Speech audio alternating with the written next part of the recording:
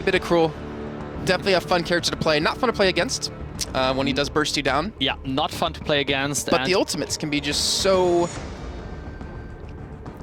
I was trying to think of the word. I lost it. So deciding. Yeah. So impactful when it comes to these fights if you do land a crucial one. Yeah. So the point is actually to throw the sword as long as possible and therefore maximize the stun duration. And if you are mastering that one, you are likely to win a team fight. Actually, we have here the start of both teams are heading down the road to the jungle. No, it is Dormammu alone, and two guys are here actually invading from the top. Hardek is going there, and let's see Red here with the heavy aggressive engage. They are taking down that first camp here, and meanwhile again Hardek is sneaky going here in the enemy jungle, going for those 3 creeps. Okay, so let's see how things do happen. Dormammu caught up just a little bit, take a quite hefty amount of damage though. Should be able to back away, should be fine, but still, that is a costly thing to pay as he actually might go back to base. We saw Hardek do this before. We invaded onto the enemy side, took the jungle deep in. He was able to back away with the help of his boots, but that was when they were running Catherine last time. And they're doing it again because I'm an idiot and didn't notice for some weird reason. Yeah, Hardek back in the base. Did you say yeah? Like, yeah, I agree, you're an idiot. No, I don't mean that. I see how it is. I'm looking forward to Don John on Sunday then. Yeah, definitely. I can't wait for Don John here. Shoutcasting allied hero killed here. So we see the first blood for Red actually. Jetpacks picking it up. Very nice. I think, yeah, Dormammu didn't see that coming. All right, well, first kill. A decent start coming in for Red 1. Red Team 1, remember, it's not Red Team 2 like we saw twice today so far. Going on the other side. And again, trying to keep North America's hopes alive. His Team Nemesis as another team collab. You know, the All-Star team. The All-Star team just got thrown out by... brutally destroyed, I have to say. Even though I'm American, I was rooting for him. But I think that's exactly what we saw. Yeah. Definitely. All right, here is the Spitfire from 80. He is going together with the Goop for Dormammu, trying to chase, activating the boots in and out. So he decided to get back, focus more here on the gold income. Concerning the gold, it is only 150 gold difference so far, so only 100 now. Not a big deal. We are just 2.5 minutes almost in the game. I just want to point out, because I'm seeing people in chat mention this, we are in delay, so it's not like people are watching live and they're like, oh, they're picking this, champion, so we can go for that one. That's not happening at all. So, a lot of people, I typed in chat, but, a lot of people can't read, apparently. So we'll just go ahead and say that verbally for you. So don't worry about any of that stuff. That Red, Team 1 trying to run a little bit of a different comp, running Cruel, which we've seen once before. But it's just been the typical Koshka, Vox, or Ringo with a Catherine or an Arden that we've seen before, or Scarf. And I like to see teams change things up, not with the standard kind of picks.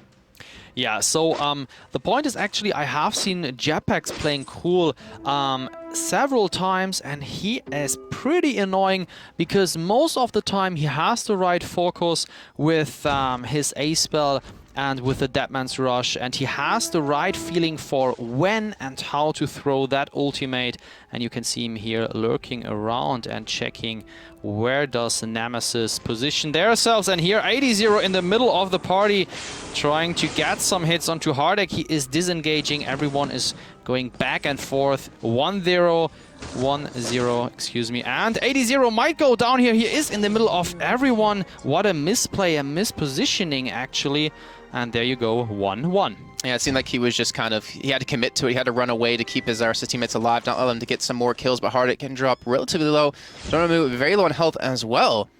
And Jetpacks just continue to sit over towards this area, just try to maybe catch them out as they do to take another camp or two. And hard carry returning back. Remember, he did actually hard carry his game before. I think he finished off 7-1 when they played up against Wild Panthers. So he's definitely a strong player for their team, and already has a decent amount of gold under his belt. He's sitting on 2,200. He's actually finally buying up now. That's going for a little bit of, again, crystal weapon power kind of build. Let's check this out. Vox, nothing unusual. We see the Heavy Prism together with the Blazing Salvo for attack speed. We have Jetpacks here playing Cool, and he is going for the Dragonheart for some sustain together with a Swifty here with some attack damage. Red Wolf, Vox, he is going for the same as hard carrying NA. Okay, so a little bit of a slower pace game, it feels like, after the initial bouts we had in the beginning. Yeah. And if you were to look at, the comps, Cruel, why do you think we're seeing him picked instead of, like, Koshka? This is a very interesting question. I have no idea, but somehow I think Jetpacks is trying to be the annoying guy in the team fight, and there Hardek is going to burst down. Dormammu in a bad situation, eaten up here by Team Red because he was zoned there pretty hard, and 80 popping those mines up, nearly dying. Gold mine, they are going for it. It is filled up a bit, so definitely worth to go for that. And in the meantime, Hard Carrying keeps farming. He does not consider to go down there and help. He's maximizing his farm. 35 creep kills on his account. Red Wolf 31. Oh, Red Wolf trying to be aggressive as Jetpacks was trying to come in to maybe catch him out, but unfortunately just going to be backing away for now. But it seemed like an opportunistic, gold mine take. It's like, all right, well, we killed 2 of them. They can't contest it, so might as well just take a little bit extra income in our pockets so we can lengthen the gold lead that they currently do have at about 700 at this point. I already went over items a little bit, but I'm curious to see, Hard Carried, if he's not fed, can the rest of his team still put out the performance they need? Because they depend on him so heavily in the game just prior. Yeah, this is the point. So if Hard Carrying is not dealing as much damage as possible, this will be a big problem for Nemesis. They have to provide actually him the kills. Hardek, it is fine playing Koshka, but you can definitely go for a tanky one, providing the kills to Vox there. And let's see, there are already 1, 2, 3, 4 mines, 5 mines here. That one was popping up for Team Red, and we do see 1, 2, 3, now only 2 here. 3 is 1 more, and 4 Team Nemesis. So mining always a topic here, and it was on the recent match where Red 2 just defeated Team Collab. I think also because of the vision game, actually. That's always a good point. I mean, consider there's nothing you can put down except the scout trap for like a long-standing vision in a relatively big area. We do see quite a few on 80, so we'll see where he places those. On the other side, Hardek the one to pick those up. We do see the contract still in for both. What do you call them? What are you going to call Catherine Scarf in this situation?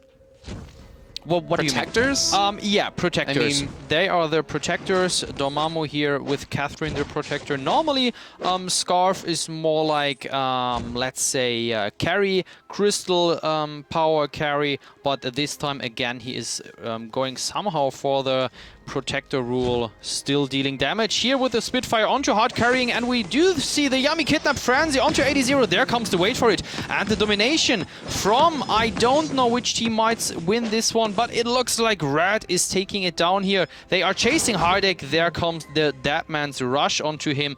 It's a 2-4-1 for Red 1. Okay, so they're starting to build up a nice hefty lead, 5-2 in kills. And you have almost 1,000 gold difference too, and Jetpacks as you do, or it does get stronger and tankier. I'm actually curious because there's a lot of different builds you can go with him, as we do see finally another man dropping. Dormammu died. I remember talking with you and Don John when we were playing. There's a lot of different builds for Cruel. Yeah. What do you think we're going to see out of him though? Well, actually, now it is... Actually, I think Red Wolf might... No, okay, I was about to say, I thought he might die for this, but sorry, continue. All right, so I think Jetpacks is going... Last time, he didn't went the Aftershock directly, so he was more tanky. He was more like being annoying to the carry and try to disrupt him, try to stun him, and try to apply some stacks with his auto hits. Now we can see the stacks here, and then... boom, with the smite, taking it down. So this is the role, and look at this. He is going again for the Shiver Steel, and Shiver Steel, we have to mention that item. It has an activate, and you can activate the item so the auto attacks slow the enemy, and therefore it is very annoying. Here is the next focus, and Jetpacks in the worst position he could be, but somehow he is surviving and eating all the damage up and providing 80. No, it is Red Wolf taking he down here. Double kill. Oh, the mine killed, and Hard Carrying is burning down. Considering they focused everything onto that one man, onto Jetpacks, he survived long enough to allow the rest of his team to just clean up. I mean, you put on all the items he's built up, but whatever he's been going for has been working out wonders just to stay alive that long. Yeah, just as said, this is Jetpack's tactics. He wants to get in, he wants to eat up as much damage as possible, get a big shield with his Deadman's Rush, and then some huge life regeneration with the Spectral Smite. And that turns out to be pretty good here against Nemesis. Well, hard carrying, he's unfortunately 0-2-3. Remember, he did go 7-1 in their game versus Wild Panthers. He's really struggling in this game, and not to mention Dormammu, 4 deaths, but the gold mine is being contested. Jetpack's looking to go in, looking for a little bit of a challenge. Hard carrying getting caught out by himself. Jetpacks will get locked down, but hard carrying, I think he should fall just momentarily as they do throw everything they have. But Jetpacks, he might die as well. Pops the potion. Hard carrying is still alive. 80-0. He will fall. Hardic will fall as well as Red Wolf now going on to Dormammu. This is easy kills for him. And they will pick up 2. Looking for the third hard carry, and he's not going to spare this. No, Red Wolf is so close, and there's the kill coming in, the ace. Wow. And that is another set of kills coming in. Red Team won, and they go up 12-4. They're going to pick up a turret, maybe pick up a second for their troubles. And this is getting very dangerous for the only American team remaining in the first cup of the ESL Vainglory Cup Series. Definitely true. So they have to find something to fight against Red Team 1 here. They have to find the right focus, and they have, I mean, they focused Jetpack several times. Just the latest fight, they should change it to Red Wolf. He is the problem, actually. He is the carry of Red, and therefore they should go for him. 6-0-3. A phenomenal performance by him so far. You do look at Cruel, who's 3-1-5 Jetpacks, having a strong showing as well. And I feel like, you know, you look at this game, is there coming back from this? I always say there's no way it's ever over fully. No. But they need to pick up kills. They need to shut Red Wolf down, and they're trying to do it here. But you see how little damage he's taking as he's able to turn the damage back around on the Team Nemesis. Hard carrying, getting locked up Jetpacks. Everyone diving onto turret for that kill. And Dormammu running away, saying, "Team, where are you guys? Help me out," as he burns. And that is almost going to be another ace, 14-4, almost 12 minutes in. And again, the right focus, they totally ignored Dormammu, that team fight. They were like, Dormammu, we do not care what you are doing there in our back. Dormammu used the ultimate here to silence Team Red, but that couldn't help. Two pickups here for Red Team 1. Well, now you look at this, and we were just talking about, sorry, that the game is not over until the fat lady sings. And my question, if you look at Team Nemesis, what can they do to get back in this? And I feel like you're seeing hard carrying. He's trying to do what his name says, but he just doesn't have the damage behind this yet. He's 0-4. He doesn't have the money to buy up the items he needs, and he's struggling, you know, to really compete. You look at Catherine, you know, Dormammu's at level 6 compared to 80-0's at level 7. Not that big of a difference there. Not that really big of a difference in levels overall. But it's the money that's killing them. The money is killing them, and Red Wolf actually is killing everyone. Well, yeah, I mean, it's not the money now, it's just him. It is him. He has the crystal infusion in after 12.5 minutes. So therefore, as you can see here on the red side, beside the crystal bit, he is going for high damage burst. He has also next to that one the Eve of Harvest and the alternating current up. So actually, to be honest, I do not want to face Red Wolf here now when I were Nemesis. I wouldn't want to face any of them. I mean, I feel like even 80-0 can still put out a hefty beating. But here we go. Red Wolf face check into the bush. He's going to get locked out. Can they finally finish him off? The healing coming in. He's still alive. He gets even more, and he's just running away, kiting as much as he possibly can. And when they commit everything to killing one man and can't even do that, that's how you know the game is most likely going to be over as the ace comes in. And Red Team 1 are going to push in for another turret. And this Kraken hasn't even spawned yet. Yeah, Kraken is not there, and they are on the last turret here on the lane. And the problem is, Red Wolf has a lot of crystal lifesteal here, 20%, and his damage output is very high, so therefore he receives a lot of damage, even though he got focused #1 here in the team fight. So I totally agree with you, Jason. It's likely that Red is going to succeed here to the semi-finals. They can't even fight under their own turrets. And hard carrying, he might actually get dove. No, they're going to let him survive for now. But with the minions coming in, with the Kraken coming out in a minute's time, and them not on too much HP, I think they're just going to back away, maybe take away as much of the jungle as they possibly can, buy back up. The gold payout is about to come in for another 300 apiece for them.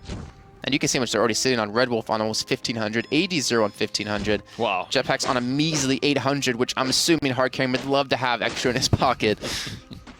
But this game, it's getting to be a little bit too tough for the last remaining North American team. The problem is now Jetpacks, he went tanky with the Shiver Steel, providing 500 health and the reflex block. Now he is going for the breaking point with 40% attack speed and passive gain 9 weapon power and 5% crit chance and critical damage per second whenever you're attacking an enemy. So this is a very, very strong, and he has the sustain, so he can survive for a long time, make use of as much stacks as possible with the breaking point. You can see how cautiously Red Team want to play this, even though that they're winning by such a hefty margin. They're still proving to go slow. Red Wolf again trying to be bursted down. He will finally fall. This is what they needed, but unfortunately, losing men themselves hard carried. He can't do anything with jetpacks in his face, and the stun comes in for the kill. The ace comes in on top of that, and the Kraken will be unleashed.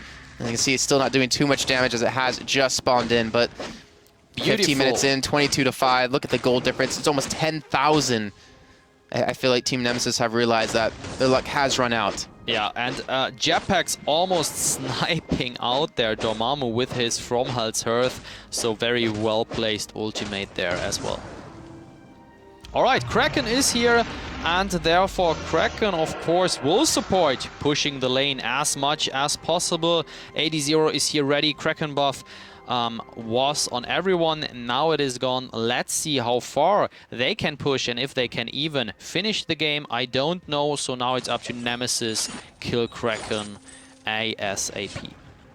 I don't think they can even get in range to attack it. I mean, you have one melee, or you have 2 melee and 1 range. We look at Scarf, 80-0 can provide a lot of range support and poke. And I feel like just gonna wait for the Kraken to get there, let it start attacking the turrets.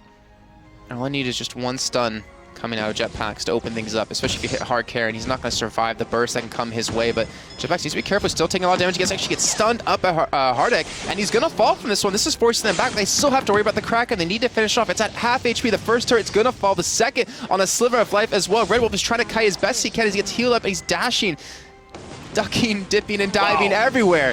I was being careful of my words, and he will fall, but the Kraken's going to finish off both turrets.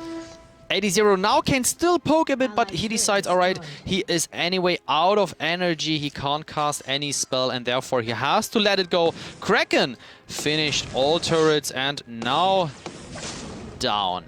Vayne is almost 50% down, therefore it is now, yeah, it is a very hard task anyway for Nemesis to turn this around. Well, they will still give it their all. They're not going to come out just yet.